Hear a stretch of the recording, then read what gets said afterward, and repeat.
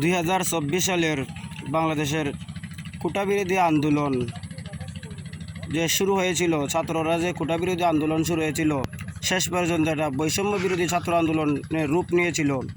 সেখানে শুধু স্কুলের ছাত্ররাই নেই, স্কুলের ছাত্র, মাদ্রাসার ছাত্র, রাজনৈতিক দল, সাধারণ জনতা সবাই মিলে এই যুদ্ধে নেমেছিল।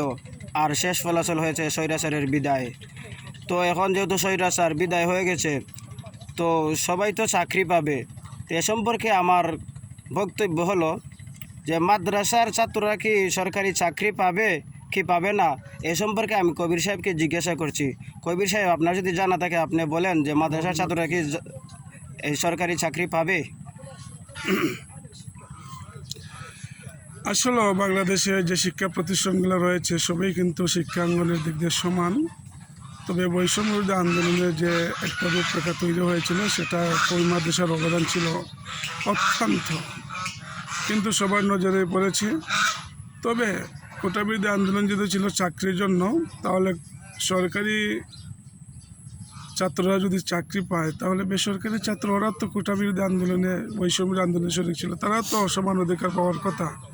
কিন্তু তারপরে আমরা ডক্টর ইউনূস সাহেবের প্রতি আমরা আবদার জানাবো, উনি যেন সংবিধান সংস্কারে যে প্রত্যেকটা কই মাদ্রাসার ছাত্ররা যেন প্রত্যেকটা বাংলাদেশ সরকারি সেক্টরের চাকরি হয়, সে ব্যবস্থা করার জন্য আমরা উদাত্ত আহ্বান জানাচ্ছি এবং ওনার প্রতি আমাদের আবদার রয়েছে।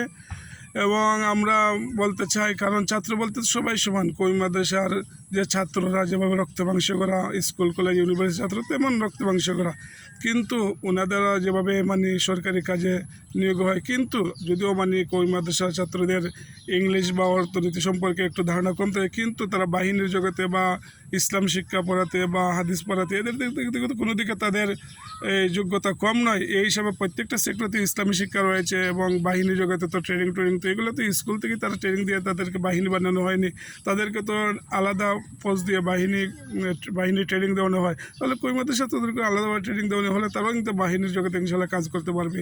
কিন্তু এবং ইসলামী যে বিষয়গুলো রয়েছে এবং আপনার প্রত্যেকটা এই সরকারি সেক্টরে রয়েছে, সব সেক্টরেই কিন্তু মাদ্রাসা শিক্ষকদের চাকরি করার মতো যোগ্যতা রাখে। কিন্তু এদিকে তত্ত্বাবধায়ক সরকারকে আমি দৃষ্টি আকর্ষণ করে বলবো, উনি যেন মাদ্রাসার ছাত্রদেরকে বঞ্চিত না করেন তাদের অধিকার থেকে। কোটা বিরোধী আন্দোলনে যেমন তাদের সমান অধিকার রয়েছে, ঠিক চাকরি জগতেরও কই মাদ্রাসার সমান অধিকার দেওয়া হয়, এই আশাবাদ ব্যক্ত করছি। এটাই আমাদের প্রত্যাশা, এটাই জনগণের ইনশাল্লাহ দাবি।